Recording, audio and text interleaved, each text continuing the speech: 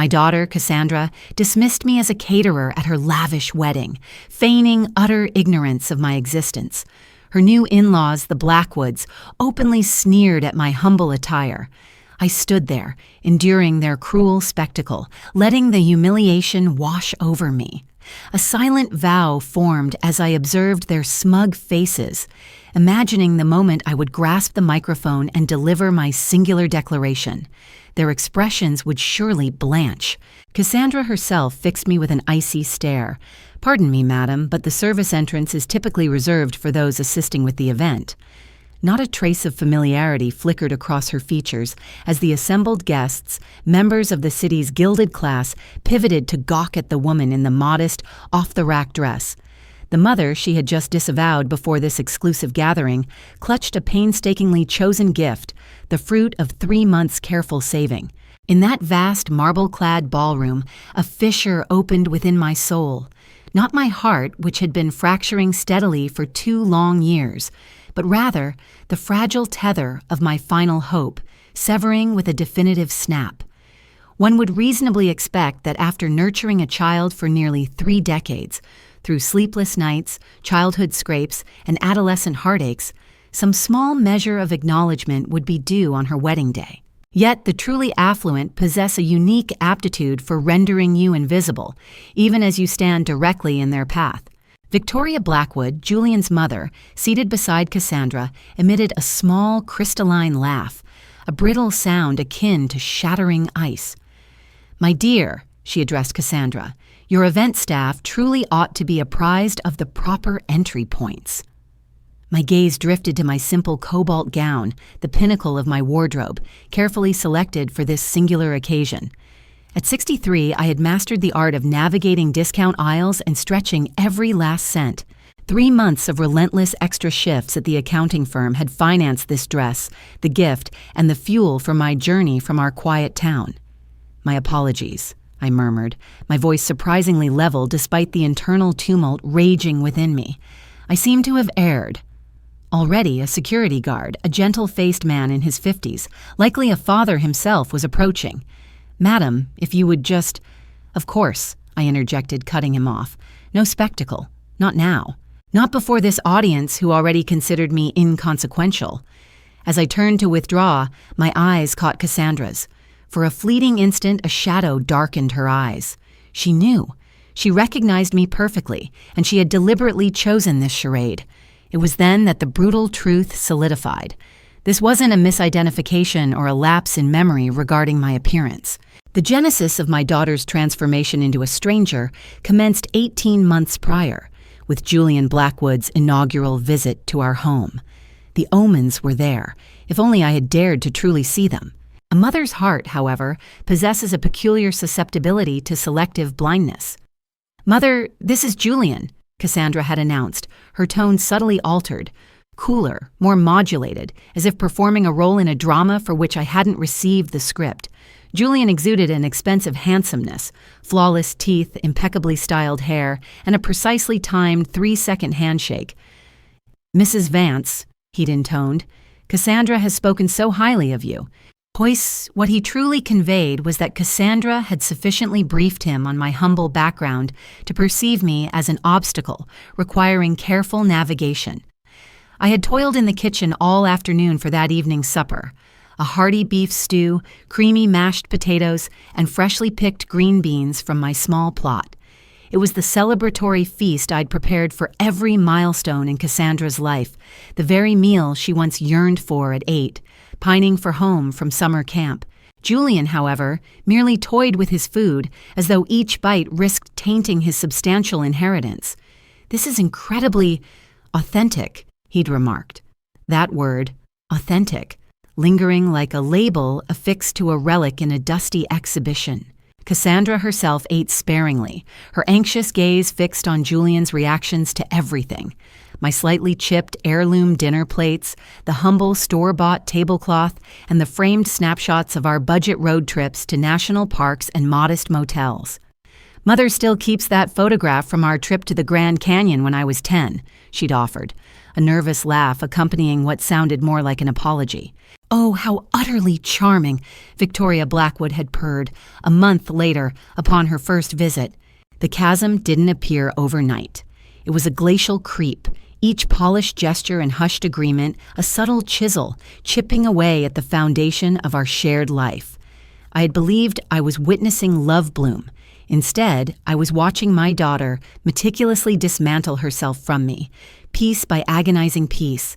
But the stark reality, the undeniable cleaving, struck home with a telephone call one crisp spring evening. I was hunched over financial spreadsheets at the same worn kitchen table where Cassandra had once grappled with algebra, when her name illuminated the screen. "Mother," she began, devoid of preamble, the word a sterile pronouncement. "We need to discuss the guest list." My pen paused mid-stroke. "Adjustments?" The word hung, pregnant with unspoken meaning. "Julian's family," she explained, a hurried lightness to her tone, "has a specific vision for the ambiance. Exquisitely formal, you understand. Very elevated." I waited.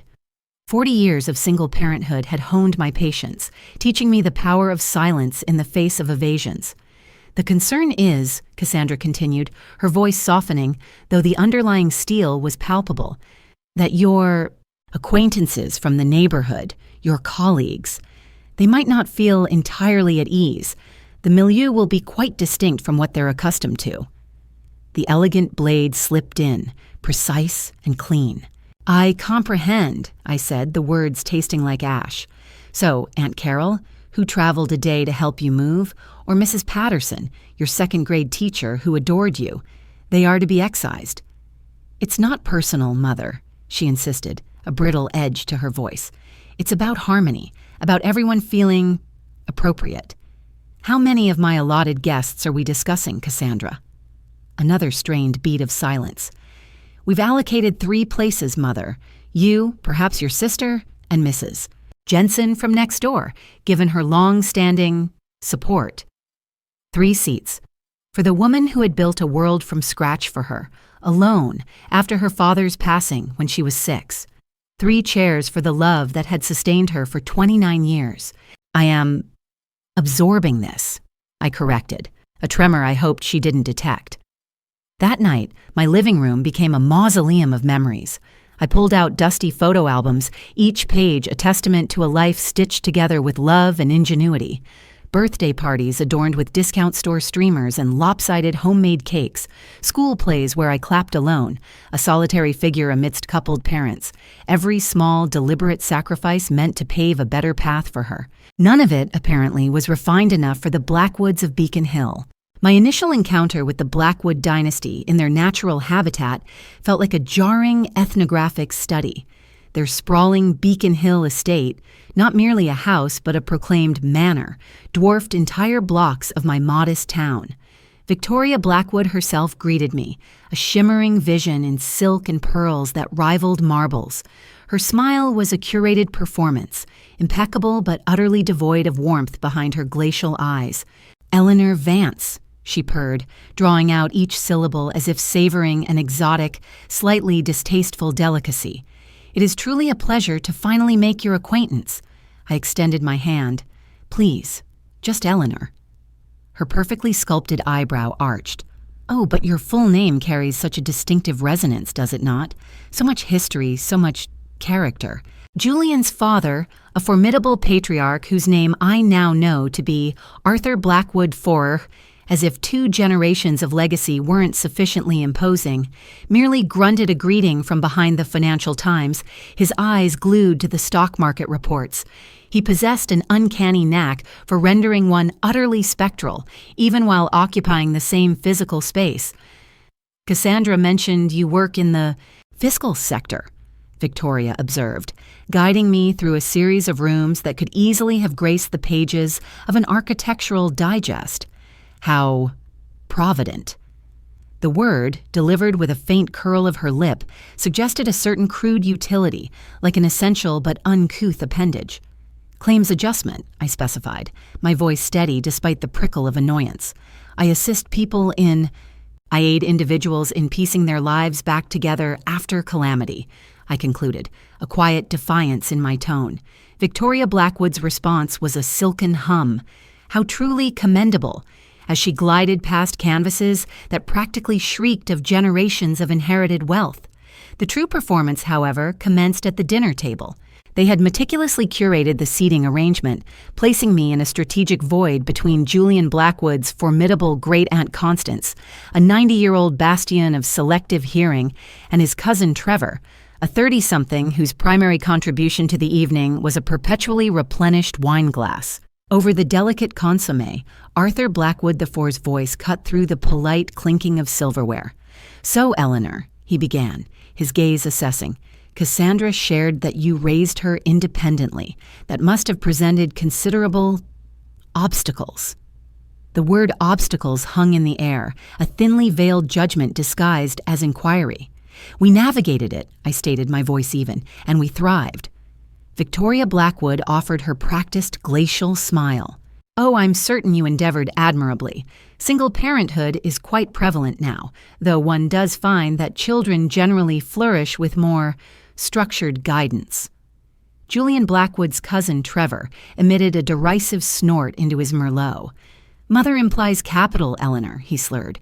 "Children principally benefit from substantial capital." Even Cassandra Sterling flinched, a fleeting flicker of unease crossing her flawless features, but no words escaped her lips. That omission was a deafening indictment. Arthur Blackwood IV, seizing the conversational reins, declared, "Mercifully, Julian can now furnish the foundational stability that has, perhaps, been absent." It was then, amidst the clinking crystal and the forced pleasantries, that the true nature of their assault became terrifyingly clear. This wasn't merely about wealth or social stratification.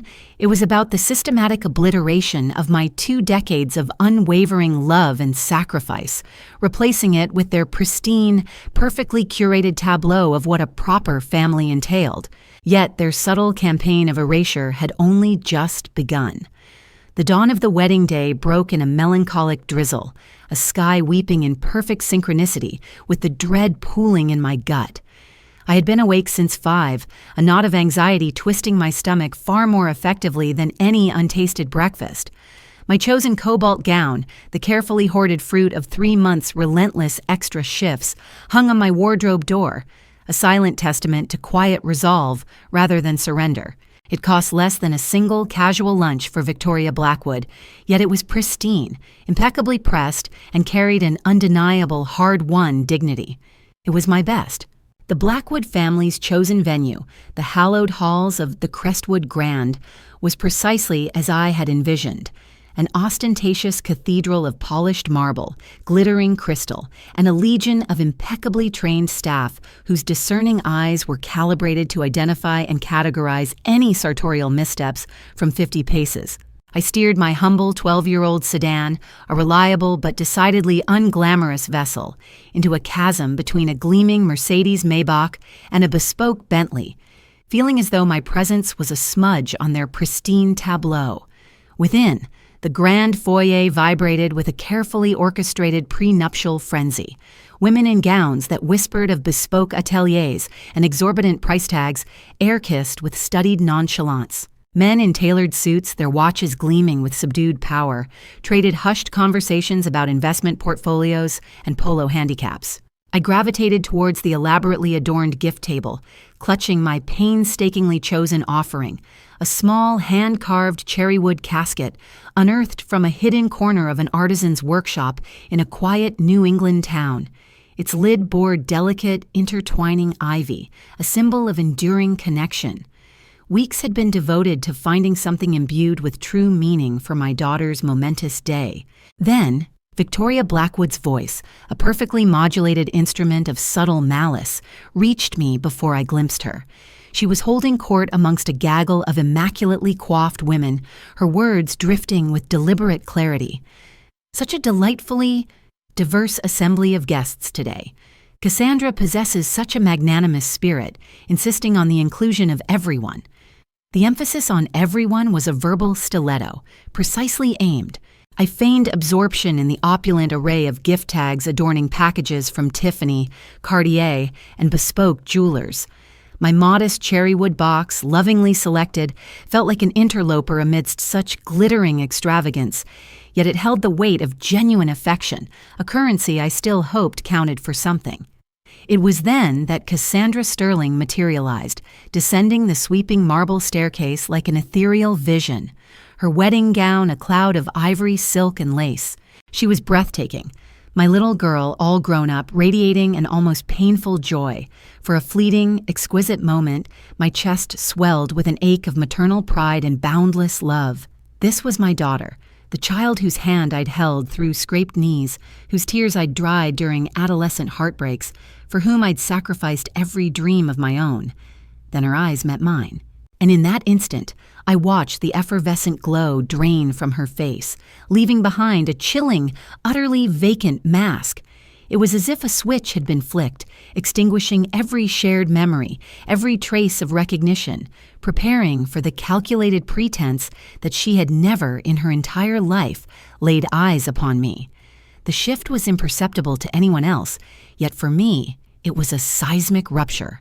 Her posture subtly stiffened, her chin imperceptibly elevated, and her gaze, once locked with mine, slid deliberately past me as if I were merely an inconvenient imperfection in the ornate wallpaper. She'd been rehearsing this exact moment. A cold clarity settled over me. This wasn't an impulsive act of cruelty. It was a meticulously choreographed performance. "Cassandra, my dear." Victoria Blackwood materialized at her side, bestowing an air kiss on her new daughter-in-law, her voice a purr of possessive satisfaction. "You look absolutely breathtaking. Everyone is simply beside themselves with excitement to meet you." They drifted through the throng like visiting royalty, accepting accolades and admiring glances. I remained by the lavish gift table, my cherrywood casket still clutched in my hands, a silent witness as my daughter mesmerized people who wouldn't have acknowledged my presence on the street. "Madam," a young usher, impeccably uniformed, appeared gently at my elbow. "The ceremony is about to commence. May I escort you to your seat?" "Yes, please," I managed, my voice thin. She led me through the elegantly milling crowd, past clusters of Blackwood family and their distinguished associates, guiding me inexorably towards the rear of the cavernous hall. My designated chair resided in the final row, partially obscured by a grand marble pillar that effectively truncated my view of the altar.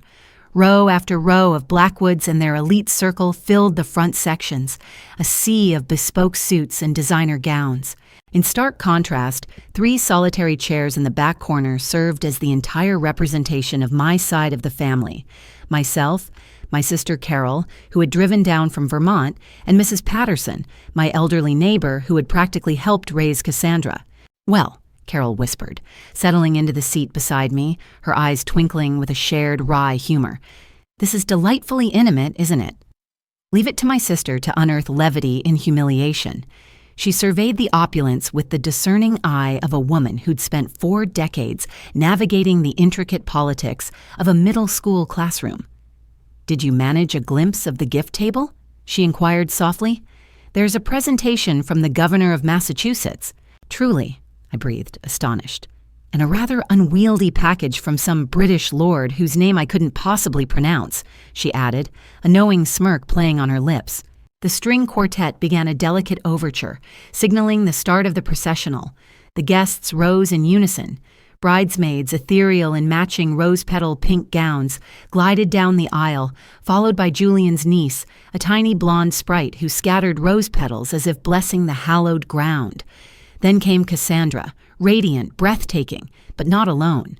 Her father had passed when she was 6, and I had always, foolishly perhaps, envisioned myself walking her down the aisle, or at the very least, that she would walk alone in his memory. But Arthur Blackwood IV, Julian's imposing father, had offered to escort her, and she had accepted. She had chosen her new father-in-law over the mother who had raised her single-handedly for 29 years. As she passed our row, her eyes flickered towards mine for a fleeting instant. There was something there, a ghost of recognition, perhaps even a nascent regret, but it vanished so rapidly I questioned if I had merely conjured it. The ceremony itself was a spectacle of cold beauty, replete with gravitas-laden readings on tradition and dynastic legacy. When the officiant intoned the ceremonial question, "Does anyone present object to this union?" A nervous ripple of laughter spread through the congregation.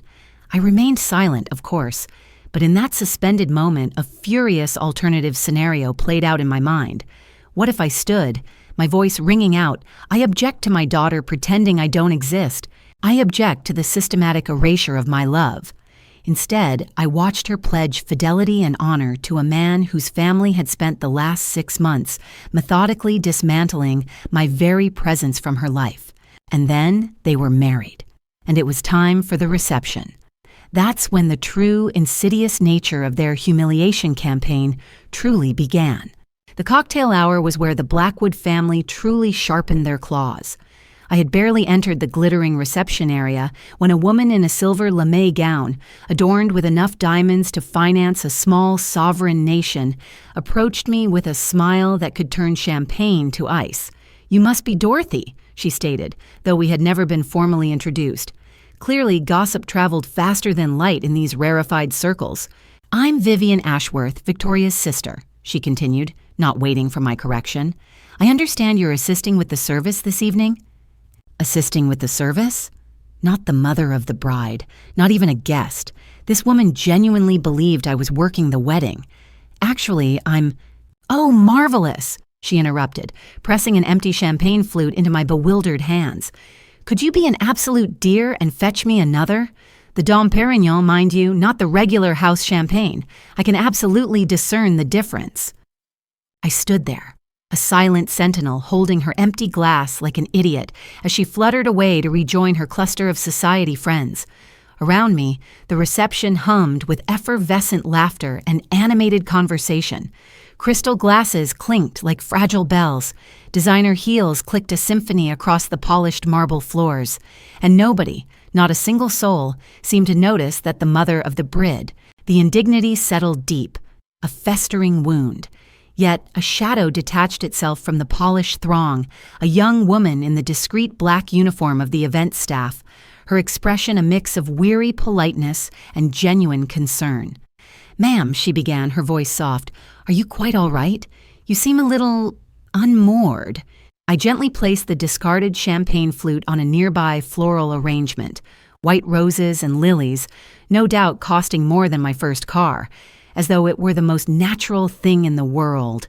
Her eyes darted around, betraying a fear of being observed by a superior. "Forgive me for asking," she continued, a faint flush coloring her cheeks, "but the head coordinator briefed us that there might be some atypical guests today. Could I perhaps direct you to the staff entrance or clarify your assignment?" The subtle implication, delivered with such apologetic grace, was a stiletto to the heart. Even the professionals schooled in discretion could sense I was a misplaced anomaly, an unwanted variable in this perfectly calibrated equation. In that precise moment, the labyrinthine depths of Cassandra's premeditated cruelty unspooled before me. This wasn't an oversight, a logistical error.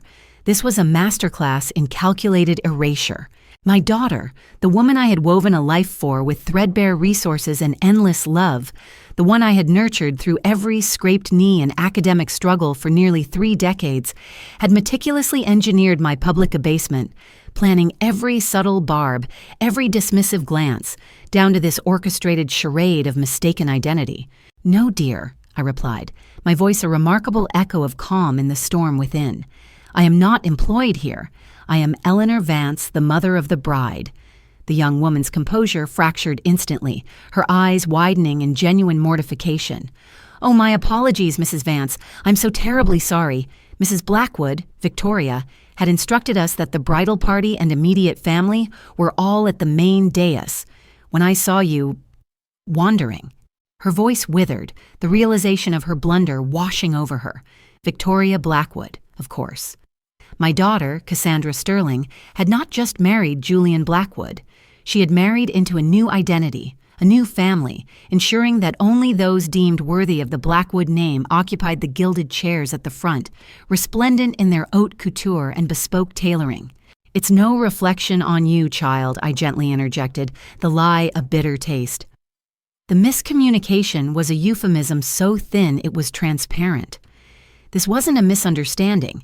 It was a premeditated public execution of my identity.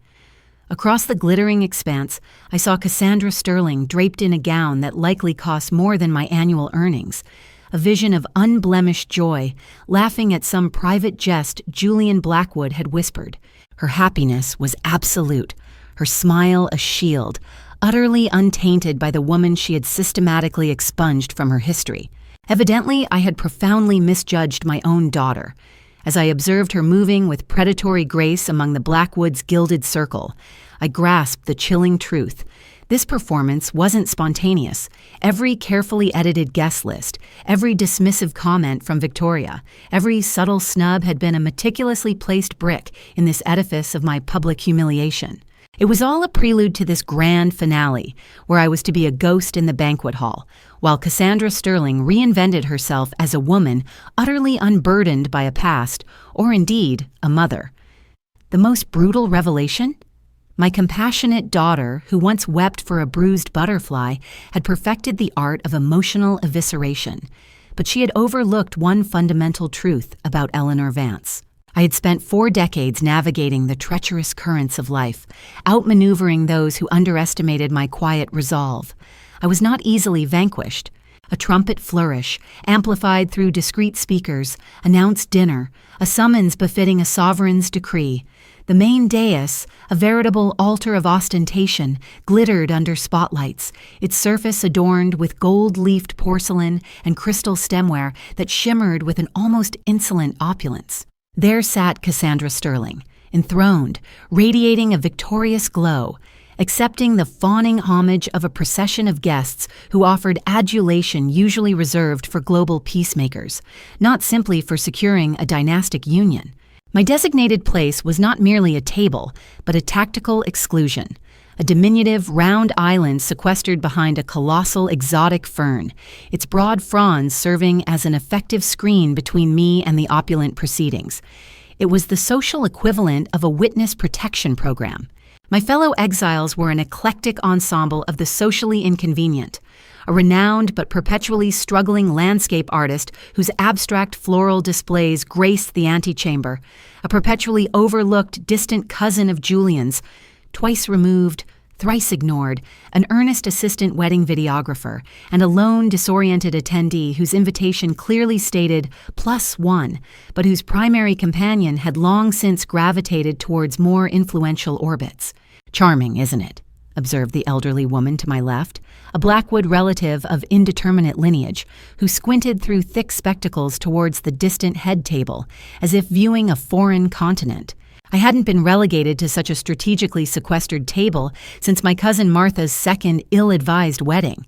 At least then, they'd offered a generous supply of artisanal bread rolls.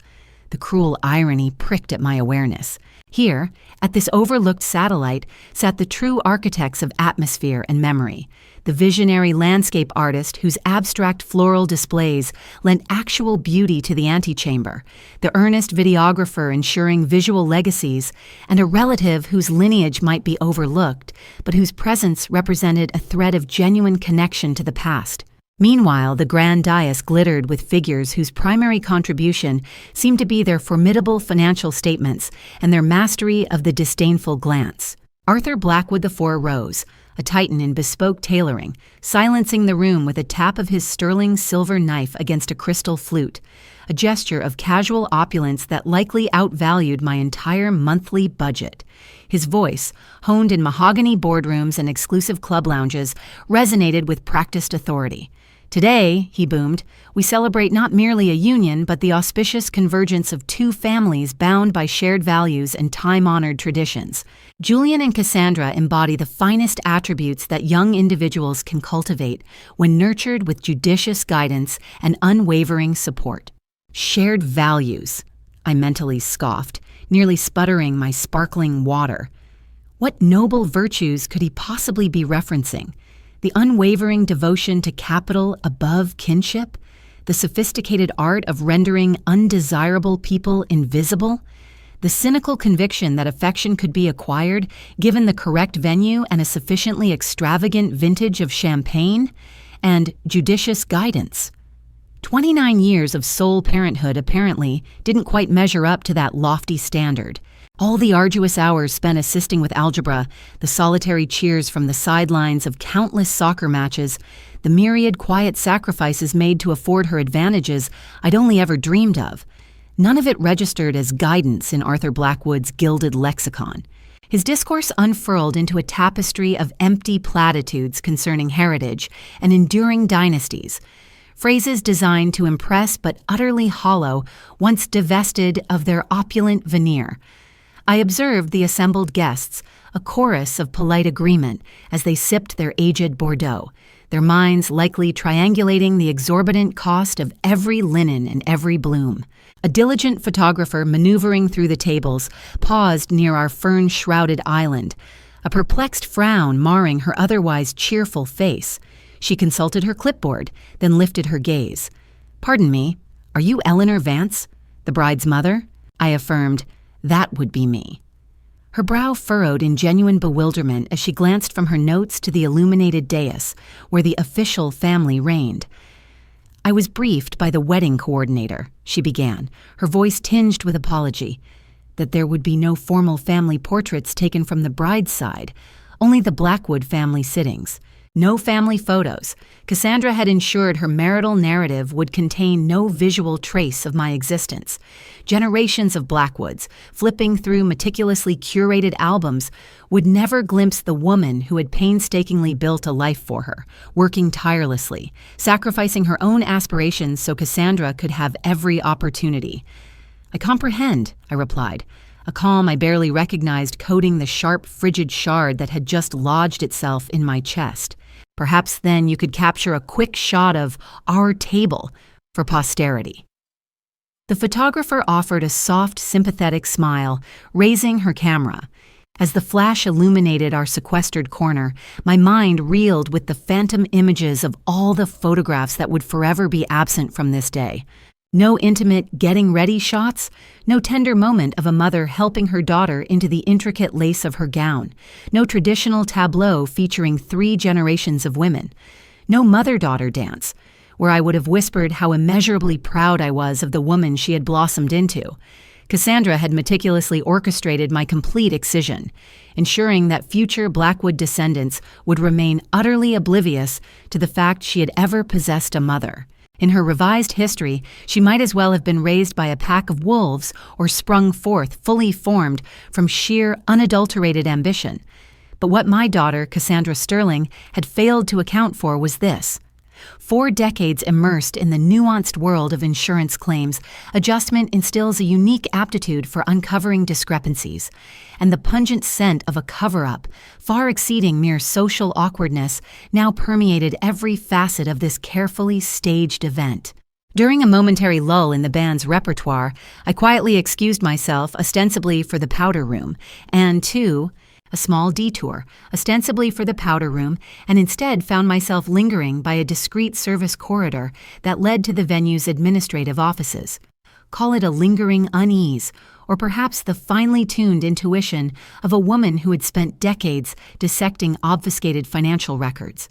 The door to a private reception office was slightly ajar, a sliver of light and hushed, urgent voices escaping into the ornate hallway. "It's absolutely paramount that there's no discernible link for anyone scrutinizing from the outside," Arthur Blackwood IV stated, his voice a low, taut wire of stress. "The SEC inquiry is still active, and they're specifically dissecting patterns within our social circle." My feet froze. SEC inquiry.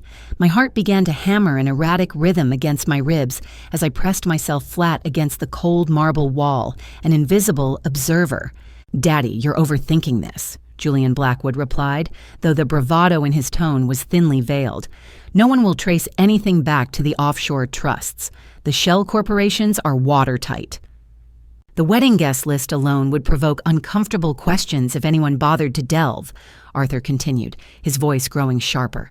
"That's precisely why we needed to prune it, to keep certain individuals at a comfortable distance, people whose professional acumen might prove inconvenient." A chill, colder than the deepest winter, coursed through my veins. This wasn't merely about social standing or the chasm of class. This was about something far more substantial, far more perilous. "What about Eleanor?" Victoria Blackwood interjected, her voice laced with the brittle anxiety of someone treading on thin ice. "She could become a significant liability if she starts asking the right questions. Her profession makes her precisely the kind of person we cannot afford to have scrutinizing our affairs."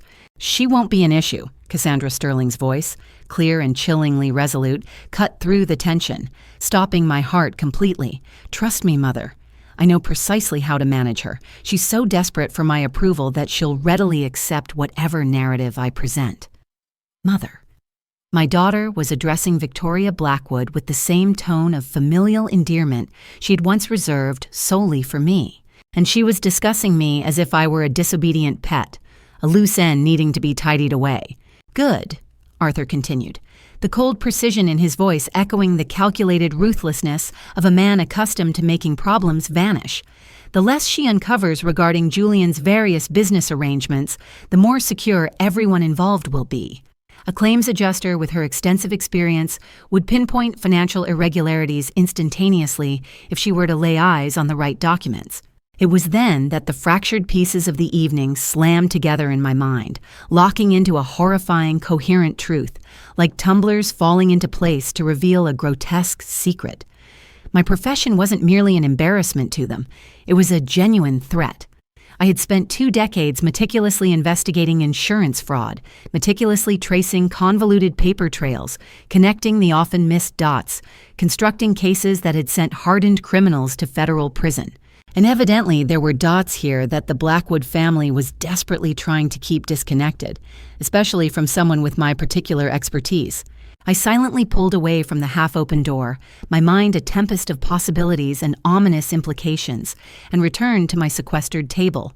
What kind of SEC investigation entangled itself with wedding guest lists? What business arrangements necessitated a labyrinth of shell companies?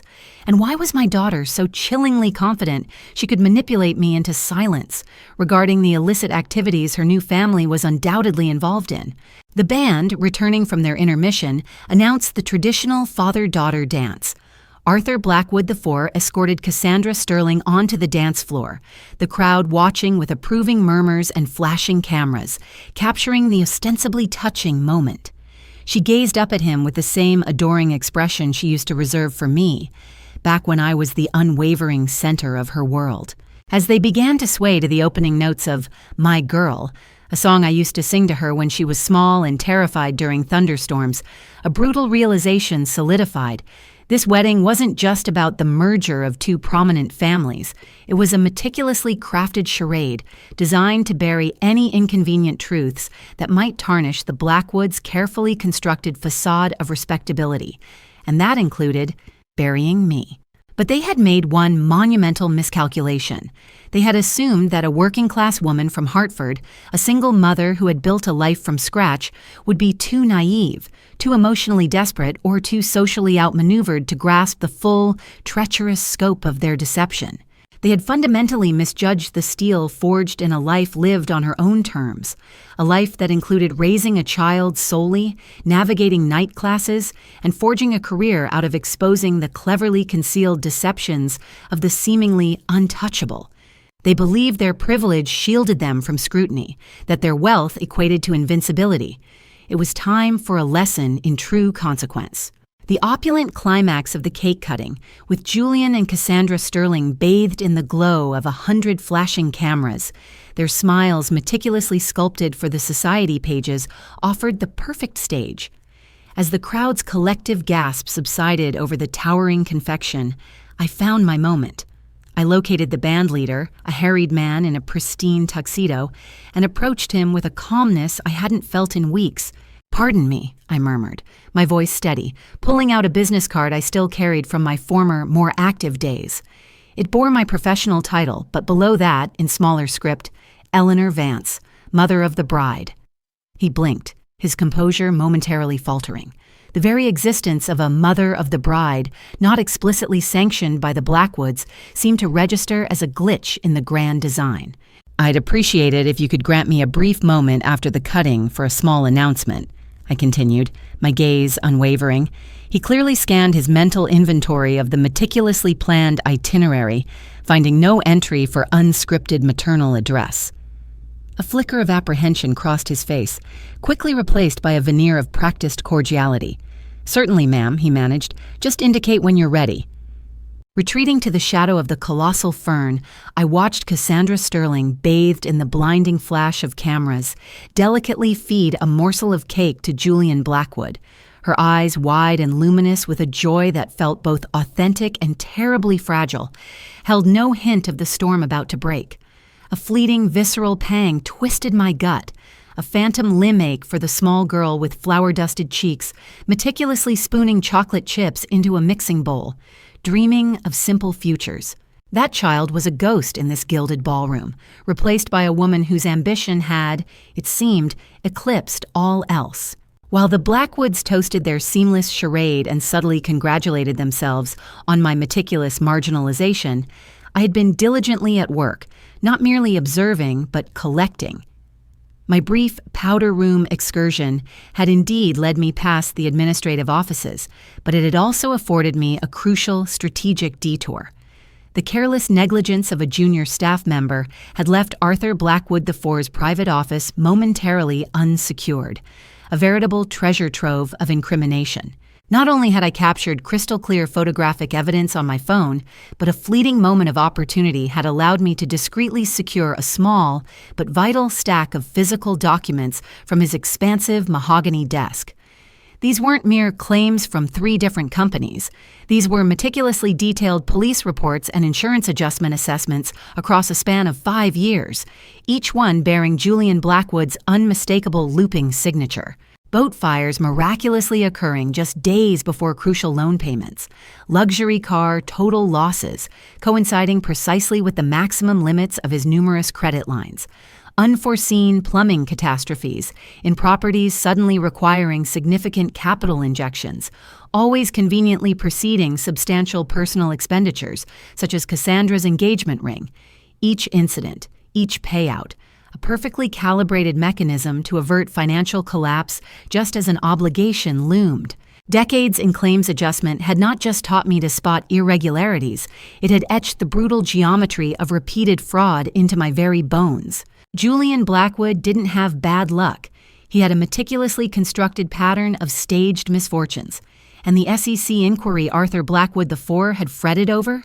I'd wager my entire life savings it was inextricably woven into this intricate tapestry of fabricated calamity and the shadowy network of shell corporations they'd whispered about. Their desperate efforts to relegate me to the periphery of their lives suddenly snapped into chilling focus. My unwelcome presence wasn't about social class. It was about the dangerous precision of my professional acumen. They hadn't merely sought to disavow me as a mother. They had tried to neutralize me as an expert witness. Cassandra Sterling, in her pursuit of a gilded life, believed she was ascending to a stratum of unimpeachable wealth and security. Instead, she had unwittingly married into a criminal enterprise, a meticulously maintained illusion underpinned by federal fraud. Whether she was a willing participant or an unwitting accessory remained to be seen, but the law, I knew, made little distinction when the evidence mounted. Ignorance, I grimly understood, offered no immunity when the full weight of federal agencies descended. That gilded cage wouldn't protect her from the legal maelstrom she'd just willingly entered, nor from the cold reality that the woman she'd so ruthlessly disavowed was precisely the one person who could have guided her through it. Just then, a ripple of quiet settled over the opulent ballroom as the band leader, adjusting his pristine tuxedo, tapped his microphone. "Ladies and gentlemen," his voice boomed, "a brief interlude, if you please. We have a special request for the microphone from a distinguished guest." The buzz of 100 conversations gradually dissolved, replaced by a symphony of hushed curiosity. Faces, previously animated by champagne and societal pleasantries, turned towards the band's raised platform. I began my measured walk across the polished marble, the cobalt gown that had once felt like a badge of shame, now a cloak of unwavering resolve. Every eye in the room, hundreds of them, followed my progress, a blend of confusion, mild annoyance, and a dawning sense of unease. They were wondering who this unassuming woman was, daring to disrupt their meticulously choreographed celebration. Cassandra Sterling, a vision in ivory silk moments before, visibly blanched, her porcelain features draining of color as her gaze finally registered my presence at the microphone. Her manicured fingers, adorned with a new ring, dug convulsively into Julian Blackwood's expensive tuxedo sleeve. "Thank you all for gracing us with your presence on this auspicious day," I began, my voice amplified by the sound system, cutting through the lingering tension with remarkable clarity. "I am Eleanor Vance, and I am the mother of the bride." A collective gasp, then a tumultuous murmur swept through the assembled guests like a sudden squall. Several Blackwood relatives exchanged wide-eyed, incredulous glances. Their campaign of erasure, it appeared, had been so painstakingly effective that many genuinely seemed surprised to discover that Cassandra Sterling, the radiant bride, possessed a biological mother at all. "Tonight," I continued, my gaze sweeping across the stunned faces, "I have something of critical importance to share with everyone here, but most particularly with my daughter and her new family." It was then that a visceral flash of genuine fear contorted Arthur Blackwood IV's customarily impenetrable features. He started to rise, a predatory glint in his eyes, clearly intending to wrench the microphone from my grasp, but it was too late. The dam had broken. The carefully constructed edifice of their deception was about to crumble. "You see," I pressed on, my voice gaining a steely edge, "I've just uncovered some truly remarkable insights into the Blackwood family's less conventional business practices, and I believe everyone present deserves to understand the true nature of the alliance they are celebrating this evening." The room plunged into an abyss of absolute silence, so profound it seemed to absorb the very light. I lifted my phone, its screen glowing with undeniable evidence for all to see. "Earlier this evening," I explained, "I happened upon a collection of rather illuminating insurance documents that reveal a most striking pattern of unfortunate incidents and subsequent substantial claims, each one, I might add, bearing the distinct signature of a certain individual prominently seated amongst us tonight." Julian Blackwood's face, which minutes before had glowed with matrimonial triumph, now resembled ancient parchment, a mask of unadulterated panic barely contained. Victoria Blackwood's perfectly sculpted hand clamped onto Arthur's arm, her grip desperate, as if she were plummeting into a chasm. A tremor of uneasy whispering began to snake through the tables, as guests, sensing a seismic shift, struggled to comprehend the unfolding drama. "Now," I stated, my voice echoing with the authority of decades spent in the trenches. "Having dedicated 2 decades of my life to meticulously investigating insurance fraud, I am intimately familiar with what these patterns typically signify. Multiple, perfectly timed claims filed over unusually short periods. Accidents befalling highly valuable assets coincidentally occurring precisely when substantial capital infusions are most urgently required." I paused, allowing the gravity of that information to permeate the consciousness of Boston's social elite. The kind of coveted, expensive assets that families like the Blackwoods possess, and the relentless financial demands inherent in maintaining a Beacon Hill manor, a sprawling Nantucket estate, and the exclusive lifestyle essential for navigating such rarefied circles. The silence that followed was so absolute, one could practically hear the individual ice cubes sighing into oblivion within the abandoned champagne flutes scattered across the pristine white linen. Even the rigorously trained catering staff stood utterly paralyzed, caught in the suffocating web of tension that now infused the once celebratory air like an insidious vapor. "But here," I announced, my tone now a dangerous blend of warmth and lethal intent, "is what I found most compelling of all. These documents, which I photographed mere hours ago, are currently under active scrutiny as part of a federal SEC investigation into systemic insurance fraud, which I believe rather elegantly explains why my daughter was so astonishingly eager to distance herself from a mother whose professional aptitude might lead her to recognize financial malfeasance when it was literally laid out on a mahogany desk." Cassandra Sterling's radiant facade shattered completely, her features contorting, not with remorse or shame, but with the dawning, paralyzing terror of someone who had just realized she had willingly, blindly walked straight into a trap she never once saw approaching. The chilling truth of what she had married into, and crucially, what her future now entailed, slammed into her with brutal force. The depths of her betrayal had truly exacted a heavy toll. "Julian!"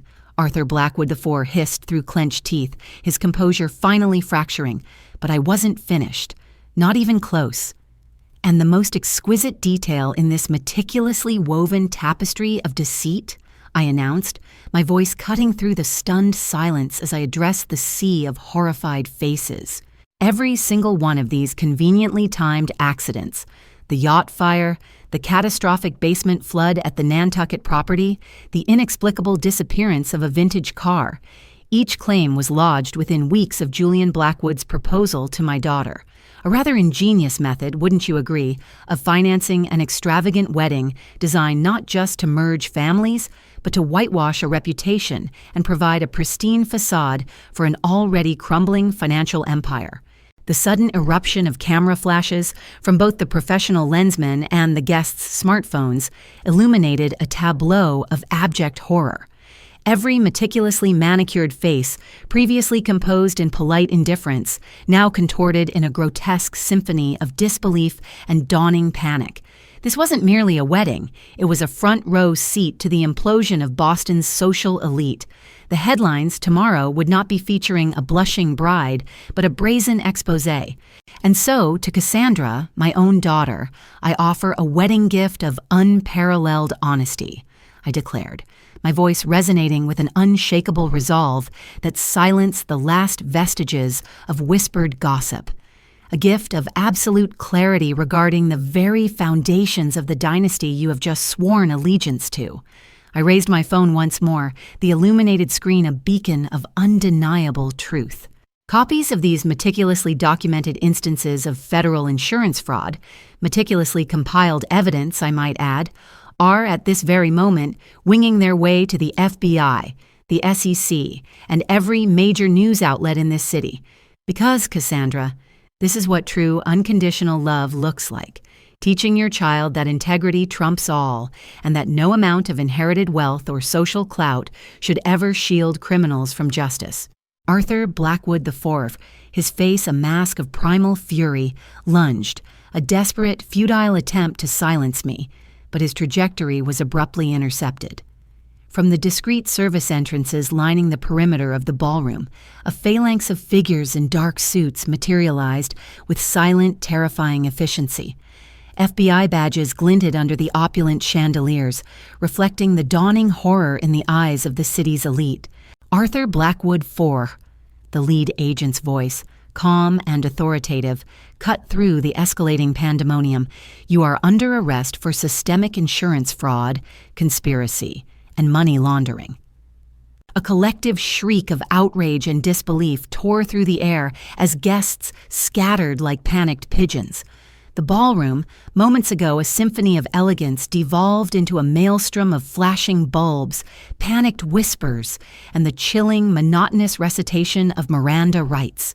Federal agents, moving with practiced precision, began to systematically escort prominent members of the Blackwood contingent, including Julian, his face chalk-white with terror, and Victoria, rigid with aristocratic indignation, their wrists bound by glinting steel. Wealthy socialites, moments before clinking crystal in celebratory toasts, now visibly recoiled, their faces a canvas of calculated disassociation. In the eye of this hurricane, Cassandra Sterling stood utterly transfixed, her magnificent ivory gown a stark counterpoint to the unraveling disaster. Her perfect day, an edifice of ambition and artifice, dissolved around her like a mirage in the desert heat, leaving only the bitter tang of truth. I moved towards my daughter, crossing the chaotic expanse of marble that had once seemed to symbolize an insurmountable chasm between us. Gently, I reached for her hands, which trembled uncontrollably, and clasped them in my own. "Cassandra," I murmured, my voice a balm of unwavering affection, cutting through the din. "When the dust settles, and you're ready to return to a place where you are cherished for the woman you are, not for what you can procure or what facade you can maintain, my door will always be open. My love," after all, has never been conditional. With a final steadying squeeze of Cassandra's hands, I released my grip. A small, knowing nod exchanged with my sister Carol, whose eyes held a glint of profound, hard-won vindication, and I turned. Clutching my modest purse, I walked out of that opulent, now utterly disgraced ballroom. Each step resonated with a quiet triumph, my head held high, my dignity not only intact, but gloriously reclaimed. They had sought to erase me, believing that my affection was a weakness to be exploited.